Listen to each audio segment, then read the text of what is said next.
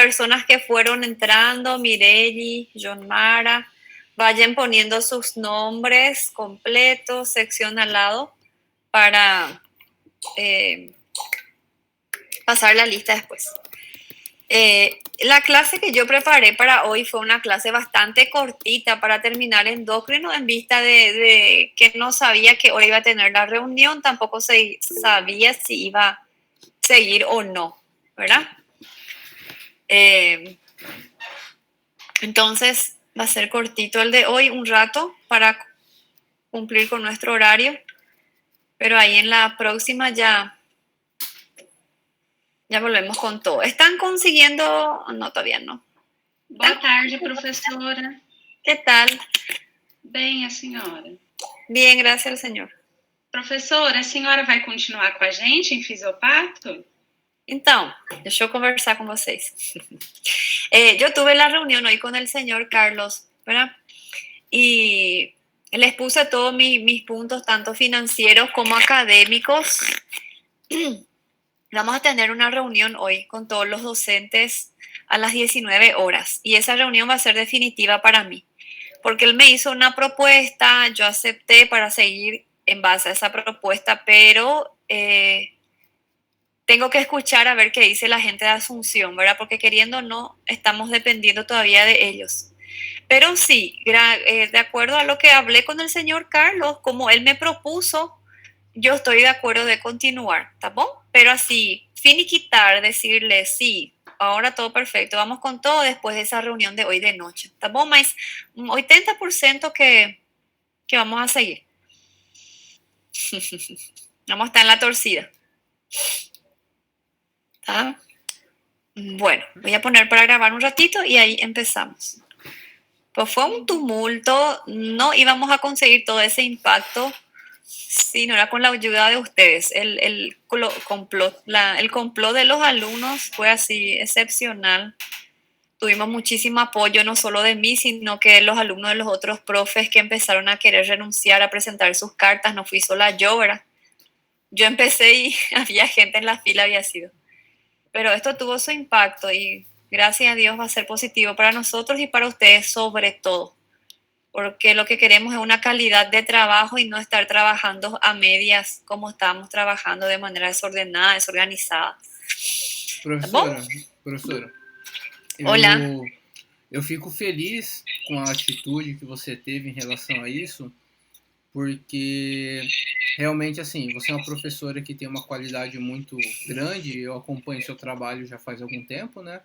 Sim. E eu, particularmente, fico chateado com a forma como a faculdade lida com bons profissionais como a senhora. Porque nós, alunos, estamos pagando as nossas mensalidades, né? E a gente sabe que a postura da faculdade em relação aos docentes não está sendo legal, principalmente se aproveitando de uma pandemia para fazer aumentar os seus lucros, reduzindo o custo com o docente, sendo que o principal ferramenta de aprendizado é o conhecimento de um docente, né? Então, claro. Assim, vocês professores têm o meu apoio e eu acredito que o apoio de todos os nossos colegas aqui, todos os alunos, em relação a isso, porque não é justo querer reduzir valor hora de vocês, querer reduzir reduzir salário, sendo que a gente está pagando igual, né? Você já dobraram a quantidade de aluno dentro daqui da aula, que antes era uma turma e agora já está duas. Realmente eu acho que isso não geraria um impacto. Agora, querer limitar o salário de vocês, igual eu fiquei sabendo através de outras pessoas, eu acho muito injusto. Eu acho que ninguém tem que trabalhar 10 horas e ganhar 5, e ainda com outros valores a menos. Então vocês têm o nosso apoio. Pelo menos o meu apoio você tem em relação a isso, eu como aluno. Tengo certeza que de varios, porque muchos entraron en contacto conmigo y les agradezco, te agradezco Wilson, a los otros compañeros. Sí, y está bien que se grabe también estas palabras de apoyo, ¿verdad? Para que la gente de Asunción escuche la posición de ustedes y que ellos sepan que lo que nosotros queremos es siempre mejorar, mantener la calidad Yo soy una persona muy crítica en mi trabajo y no quiero estar trabajando meia boca. Eu não sei fazer, ou faço ou não faço, simples, Com ¿verdad? certeza, prof. Entonces, el resultado se va a ver en ustedes, se va a ver en los lucros de la universidad, porque queriendo o no, eso va a impactar y vamos a torcer para que dé todo cierto, ¿está bien? Muchas gracias por su apoyo y vamos para a luta. Hoje à noite. Por nada, tamo junto, prof. Gracias. Empecemos entonces. Hoy vamos a hablar de dos situaciones que faltó mencionar porque ya son bien menos frecuentes, pero no por eso vamos a olvidarnos, ¿verdad?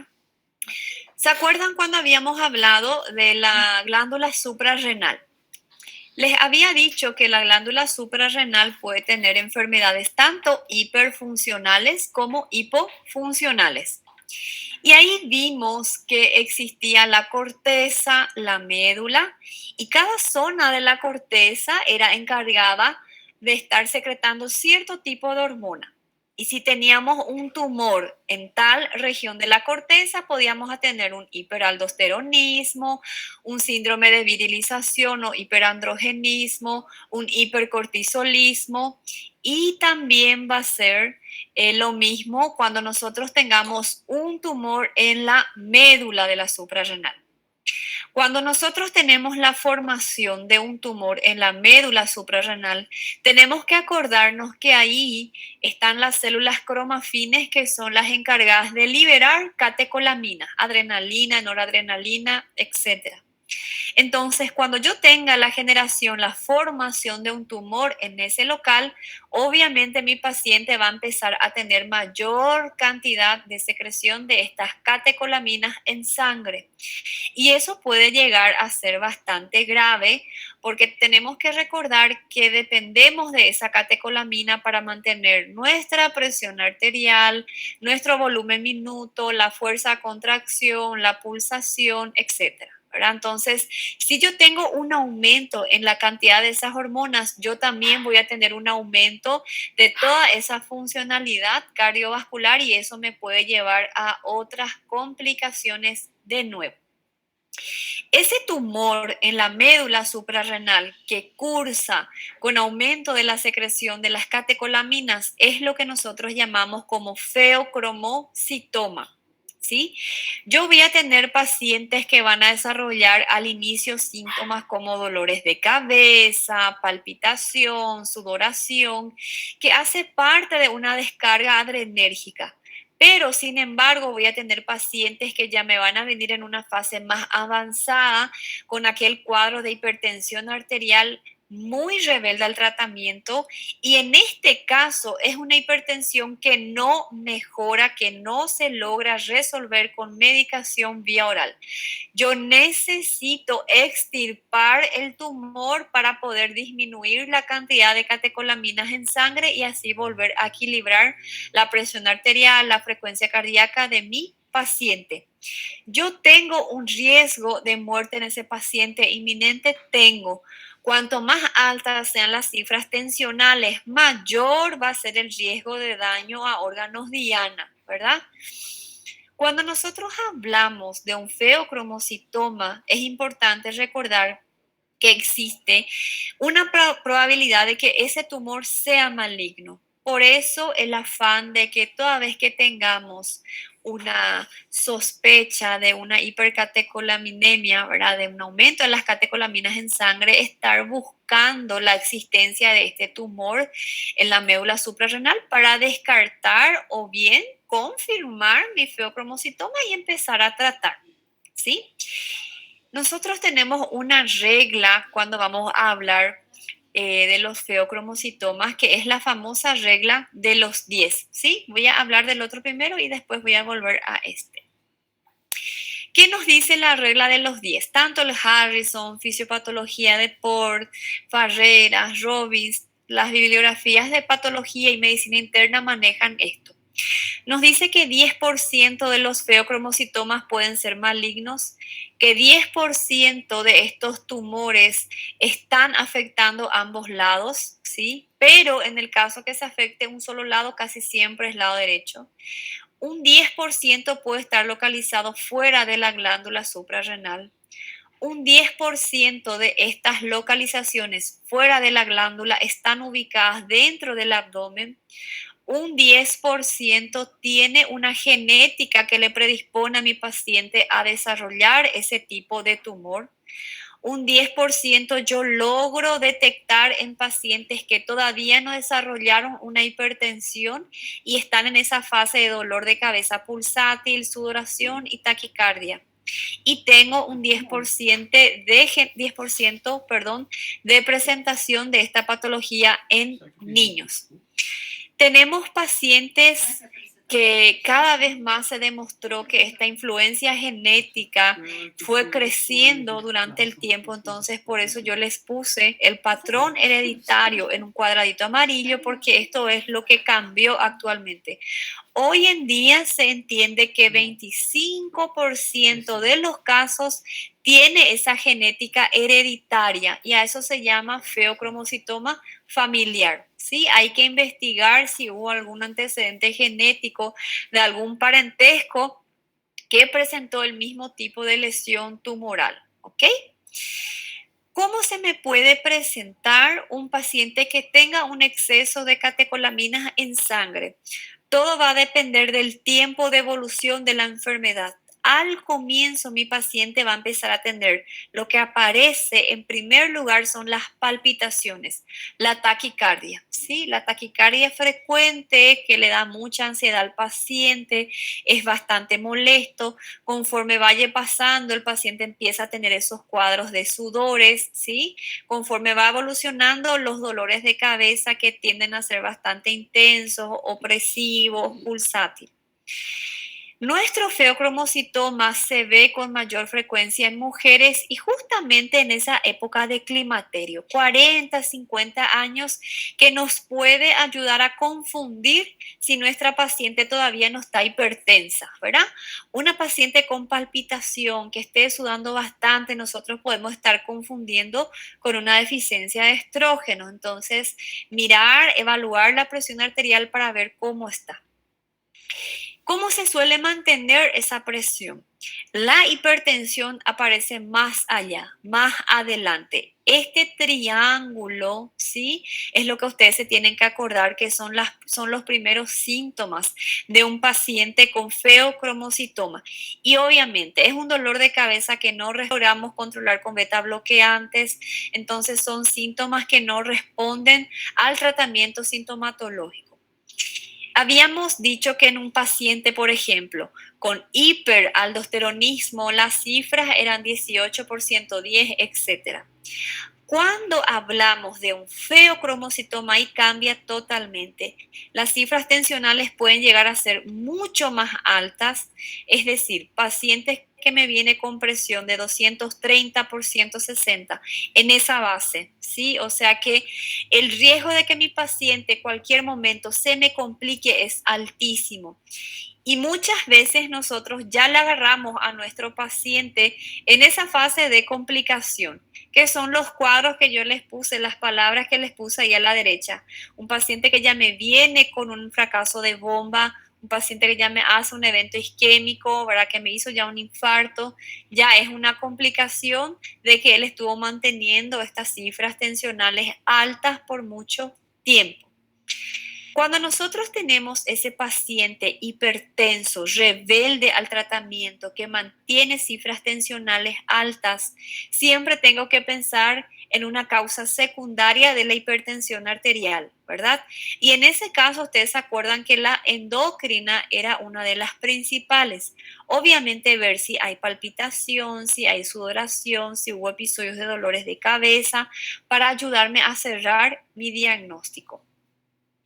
Una vez que yo tengo armada mi sospecha diagnóstica, tengo que proceder a confirmar. Entonces vamos a solicitar el dosaje de estas catecolaminas en orina y en sangre. Eso me va a venir aumentado en un feocromocitoma y ahí tengo que buscar el tumor en la médula de la glándula suprarrenal. Podemos solicitar una tomografía, una resonancia magnética, una gammagrafía para poder estar buscando la presencia de este tumor.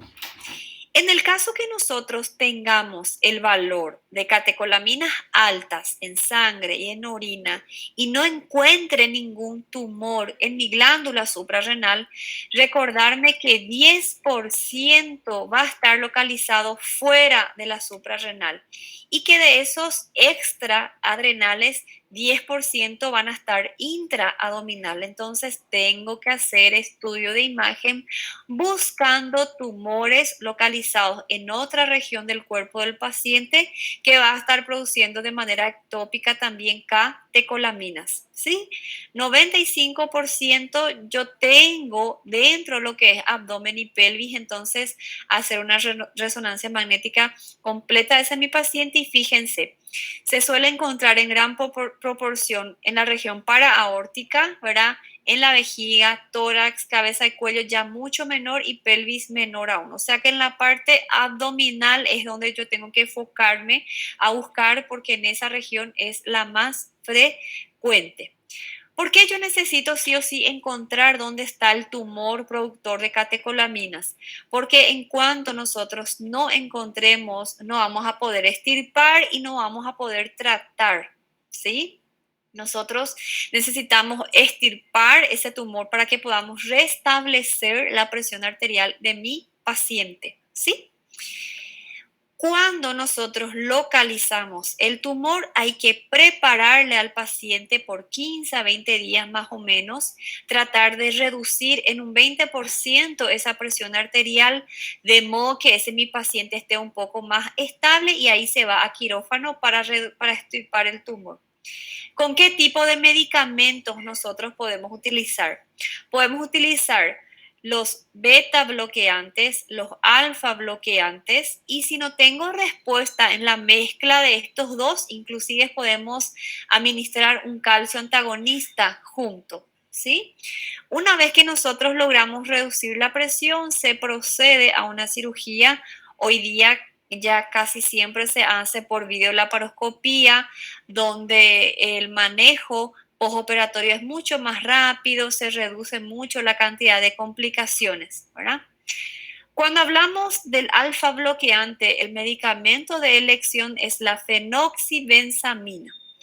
Este medicamento viene de 10 miligramos y se empieza con 20 miligramos día, ¿sí? Se da 2 veces al día y yo le doy un plazo de 72 horas para ver si logro reducir la presión. Si no va bajando, voy aumentando a 15, 20 miligramos cada 3 días. Acoplado a mi bloqueo alfa, yo tengo que administrar el bloqueo beta. ¿Sí? Tenemos los beta bloqueantes. El atenolol es el más liviano entre todos, entonces no me funciona. Tengo que optar por los beta bloqueantes más nuevos, la betalol, timolol, sotalol, etcétera, ¿sí? En este caso, el de elección es el labetalol, que es el tercero, ¿sí? Moderadamente potente. Yo tengo presentaciones de 200, 400 miligramos y esto se empieza con 200 miligramos 2 veces al día, junto con mi bloqueo alfa, ¿verdad? Administro los dos juntos y espero 3 días y voy aumentando la dosis si hay necesidad. Si ya estoy aumentando mucho y mi paciente ya está tomando mi labetalol, un total de 600 miligramos por día y mi fenoxibenzamina un total de 20 miligramos por día y no tenemos respuesta, en ese caso podemos coadministrar un calcio antagonista, ¿sí? Cuando hablamos de calcio antagonista tenemos selectivos y no selectivos. Nosotros vamos a hablar de eso en farmacología. Se prefiere los selectivos porque van a estar trabajando solamente sobre la parte cardiovascular y no vamos a tener los otros efectos depresores, amlodipina, nifedipina, etc. Una vez que controlamos la presión arterial del paciente, se va a quirófano. En quirófano, ese mi paciente tiene que estar tomando otro medicamento. Se le tiene que administrar la metirosina. Este medicamento impide que nosotros tengamos nueva producción de catecolaminas, ¿sí? Este fármaco logra un control por un tiempo determinado no da para nosotros estar tratándole a mi paciente con este fármaco, porque va a seguir creciendo el tumor y cada vez más va a tener mayor cantidad de catecolaminas y no voy a poder estar ajustando para toda la vida este medicamento. Entonces, esto es para un manejo intraoperatorio. En realidad es perioperatorio, se usa antes de la cirugía, durante y después.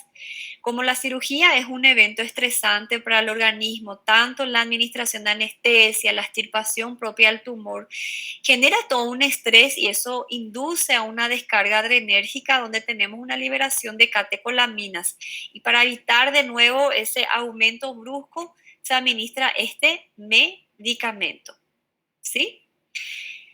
En menor medida vamos a tener situaciones de feocromocitomas que tengan características muy malignas que nos pueden hacer recidivas posterior a su extirpación, ¿verdad? En este caso, donde haya ese peligro de volver a crecer el tumor, donde haya riesgo de metástasis, porque puede ocurrir, no se toca y se maneja con quimioterapia. ¿Sí?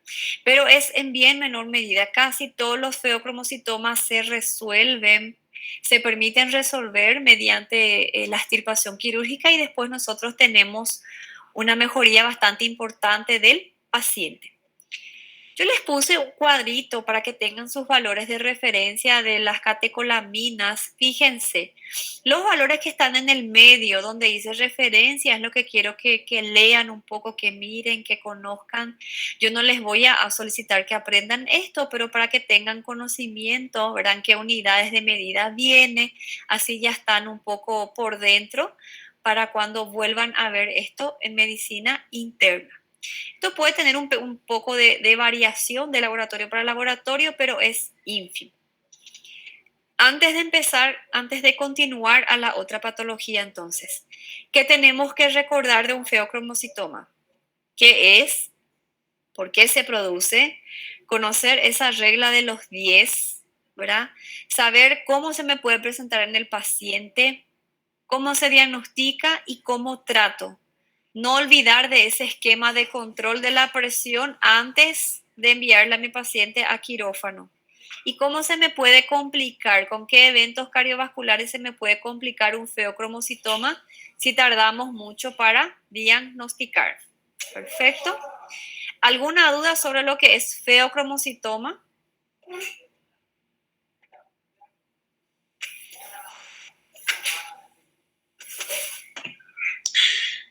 Professora, Sí.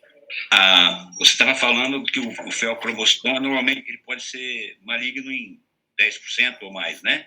Sí. O fato dele aparecer no abdômen ou na pelvis, ele pode ser considerado uma metástase desse feocromocitoma? Ou como que ele pode surgir? Existe alguma ideia de como ele surge fora da suprarrenal? Sí, cuando tu paciente hace parte de esta familia de paraganglioma familiar, ¿verdad? En este caso sí te hace metástasis con formación de otros tumores fuera de la glándula adrenal. Pero ese efecto se ve más en los pacientes con el feocromocitoma familiar. Mesmo assim, ele apresentando só no abdômen ou na pelvis, não necessariamente tem que ter um carcinoma na suprarrenal. Um câncer na suprarrenal. No necesariamente. Tá bom, ok, obrigado. En un 10% no va a haber nada en la suprarrenal y vas a tener fuera. Ok. ¿Ah? Bueno, ahora vamos a hablar de otro tema. Síndrome de Nelson, súper corto, súper fácil, van a entender bastante bien. ¿Qué pasa en el Nelson? Yo tengo, por ejemplo, un paciente, en este caso, que desarrolla un tumor en la hipófisis.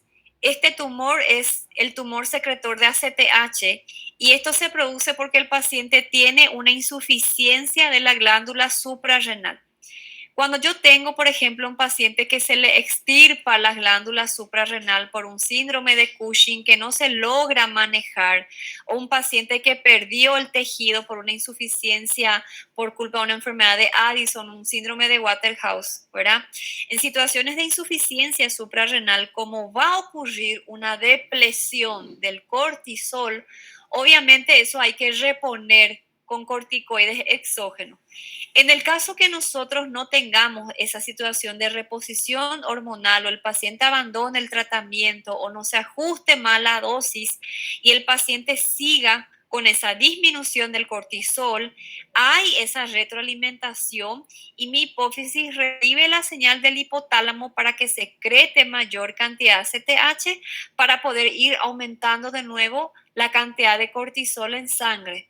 Pero en vista de que no hay más funcionalidad suprarrenal, el cortisol siempre y por siempre sigue disminuido y mi ACTH se sigue secretando en gran medida. De tanto que es estimulada mi adenohipófisis para estar liberando ACTH, entonces yo tengo una formación tumoral. ¿Qué síntoma caracteriza a mi paciente con síndrome de Nelson? Es un paciente que, al igual de lo que nosotros vimos en el Addison, por tener un exceso de ACTH, también va a presentar esa hiperpigmentación de piel y mucosas. Y eso es lo que le llama bastante la atención al paciente. Empieza con placas, aquellos melasmas que después van confluyendo, la piel cada vez va quedando más oscura y las mucosas también. Aparte de tener este oscurecimiento de piel y mucosas que se produce por el exceso de ACTH, que genera también un aumento en la actividad de los melanocitos, la misma cosa que vimos en el Addison, mi paciente va a desarrollar síntomas de una disminución de cortisol, alteración de la libido, ciclos menstruales bastante alterados, podemos tener un aumento de la resistencia a la acción de la insulina, con desarrollo de diabetes. Si es un tumor que crece bastante, puede empezar a comprimir estructuras que están por debajo, ¿verdad? Y en ese caso mi paciente puede tener alteración de la visión, dolores de cabeza, ya por estar produciendo un efecto de masa local, ¿verdad?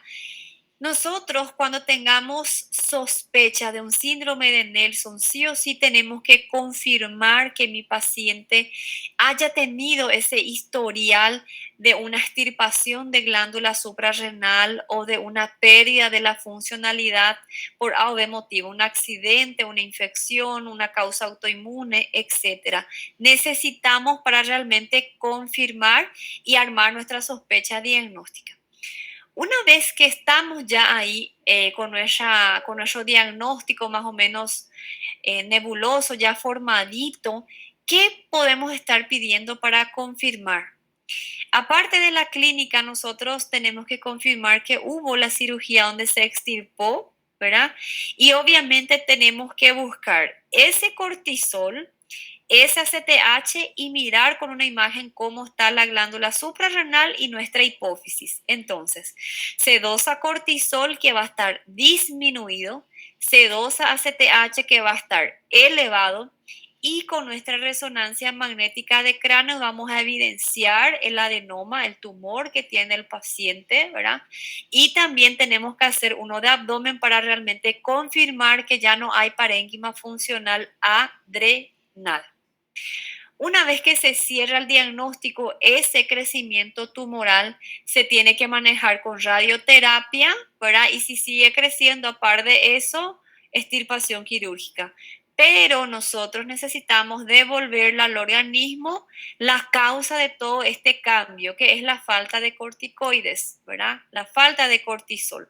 Entonces, ese mi paciente va a estar con un reemplazo de corticoides ya de por vida. Y una vez que nosotros empezamos a administrar, va a ir mejorando la libido, va a mejorar la tolerancia a la glucosa, se va a ir restableciendo el ciclo menstrual, ¿verdad? Cuando tengamos ya una afectación visual en ese mi paciente, probablemente ya sea un macroadenoma y eso necesita o sí una extirpación quirúrgica para estar mejorando esa situación del paciente. La coloración de mi paciente ya no vuelve atrás. Va a mejorar un poquitito, pero eso ya no vuelve atrás. ¿Ok? Que entonces me tengo que acordar del síndrome de Nelson. Todo esto está dentro del mismo capítulo del Robbins, todo dentro del sistema endocrino.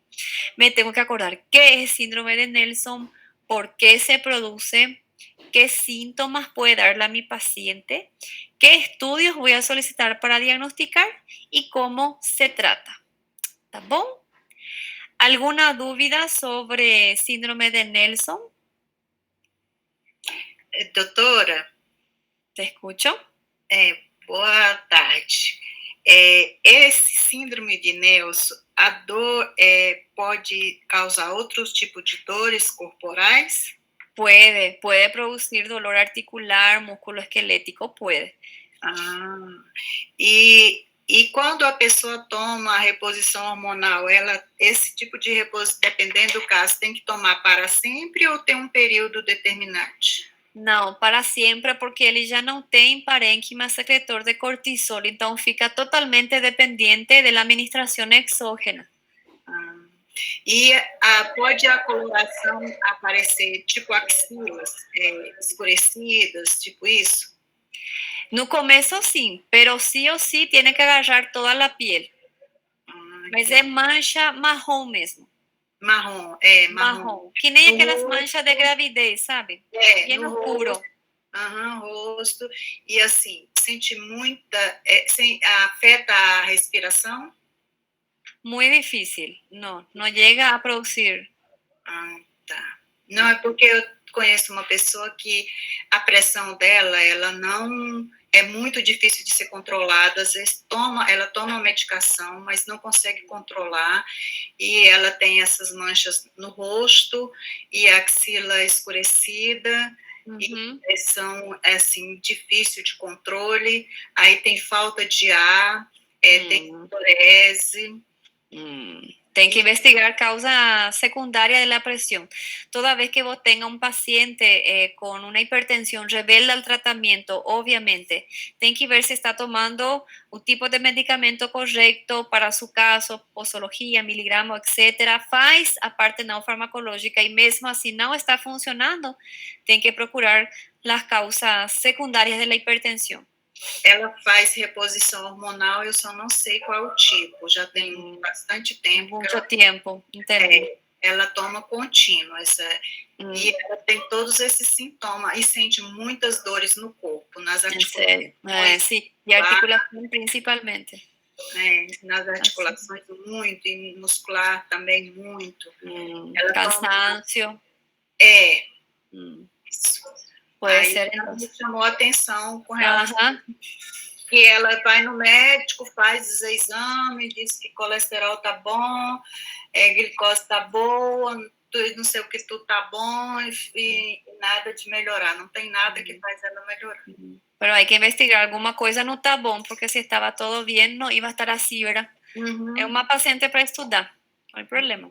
Tá bom, gracias. Bueno, nada. Bueno, gente, es todo por hoy. Como les dije, yo preparé esto nomás porque no sabía qué hora me iba a reunir, entonces quedamos por acá.